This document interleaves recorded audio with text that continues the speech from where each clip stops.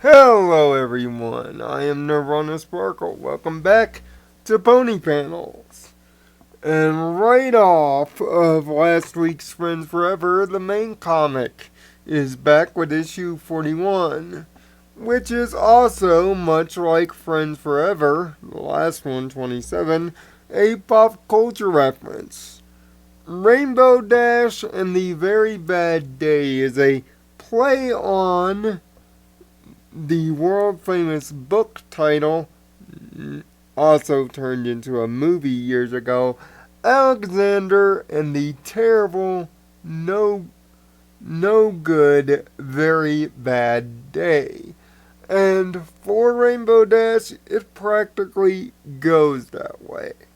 But what makes the comic unique is it's all told almost storybook style, ironic, by Sakura.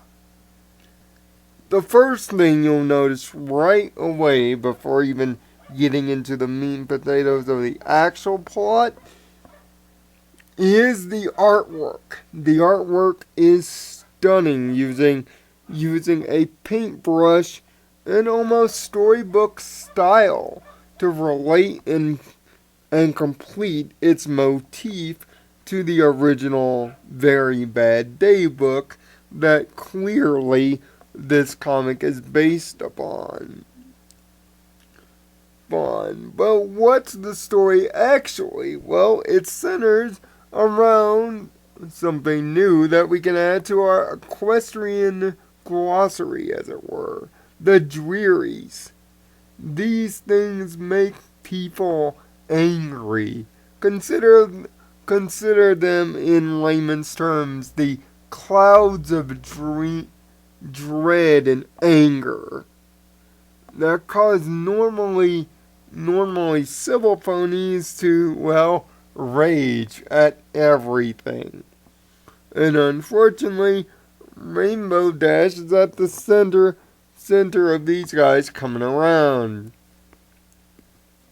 A new Daring Do book is out and she can't wait to have it. But everything, and I mean everything, is getting in her way to get there. And she's feeling salty. Very salty. But she's not the only one pouring salt. It's a practical snail death field because everybody in Ponyville is feeling salty. Even the remaining members of the main six. And yes, even Shining Armor is feeling the salt. It's a salt convention, or as I like to call it, an IGN comments section. Da thump. This comic is loaded with lines that make you consider they're completely out of character, but when you realize it's the Dreary's work, you kind of let it go by. The fact that this is told in the way of a children's tale fits with the aesthetic, and yes, even Spike has joined Sakura in on the fun, even calling out the several times when she has trouble following through on her more traditional rhymes. But at the end of the day, it's a simple I'm sorry and being a little humble that stops the Drearies from causing issue and frees the town from its anger-induced stupor. Or does it? You see, the end of Comic 41 has a cliffhanger ending. And also, it makes a clever nod to the 1960s Batman series starring Adam West using the same pony time, same pony comic right when it ends. But it's really the moral of the comic alongside its artwork that shows the comic's main strength.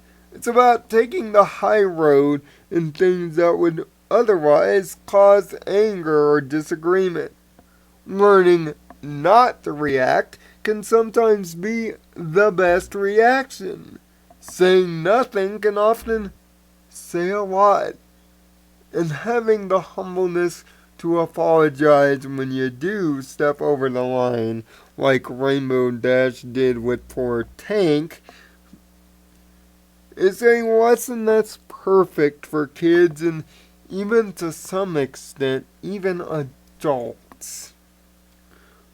This comic, much like the other, might be a big pop culture reference, but it's a pop culture reference done with love, attention, and care.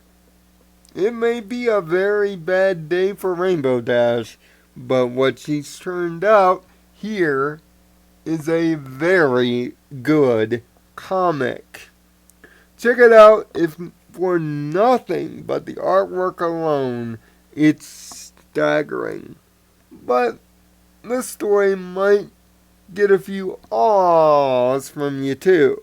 And it's also a great one that I would show to the young kids. That's why I gave Rainbow Dash and the Very Bad Day main comics number 41 my highest recommendation. A 6 out of 6 on the Harmony scale. And that's not bad. Until the next pony panels, I am Nirvana Sparkle. Find peace in your own Nirvana. And thanks for watching. And if you like more of pony panels, or any more of our My Little Pony related material, make sure to check it out in our multitudes of archives. But to keep up with the recent uploads, you know, you gotta hit that red button that says sub on it. I'd really appreciate it. Until next time.